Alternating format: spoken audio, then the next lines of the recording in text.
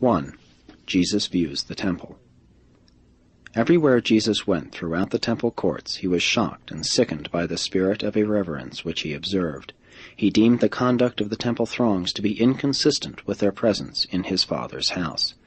But he received the shock of his young life when his Father escorted him to the court of the Gentiles, with its noisy jargon, loud talking, and cursing, mingled indiscriminately with the bleating of sheep and the babble of noises which betrayed the presence of the money-changers and the vendors of sacrificial animals and sundry other commercial commodities.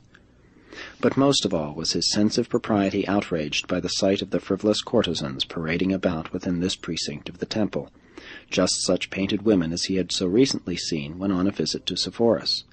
This profanation of the temple fully aroused all his youthful indignation, and he did not hesitate to express himself freely to Joseph. Jesus admired the sentiment and service of the temple, but he was shocked by the spiritual ugliness which he beheld on the faces of so many of the unthinking worshippers. They now passed down to the priest's court beneath the rock ledge in front of the temple, where the altar stood, to observe the killing of the droves of animals and the washing away of the blood from the hands of the officiating slaughter priests at the bronze fountain. The blood-stained pavement, the gory hands of the priests, and the sounds of the dying animals were more than this nature-loving lad could stand. The terrible sight sickened this boy of Nazareth. He clutched his father's arm and begged to be taken away. They walked back through the court of the Gentiles, and even the coarse laughter and profane jesting which he there heard were a relief from the sights he had just beheld. Joseph saw how his son had sickened at the sight of the temple rites, and wisely led him around to view the Gate Beautiful, the artistic gate made of Corinthian bronze. But Jesus had had enough for his first visit at the temple.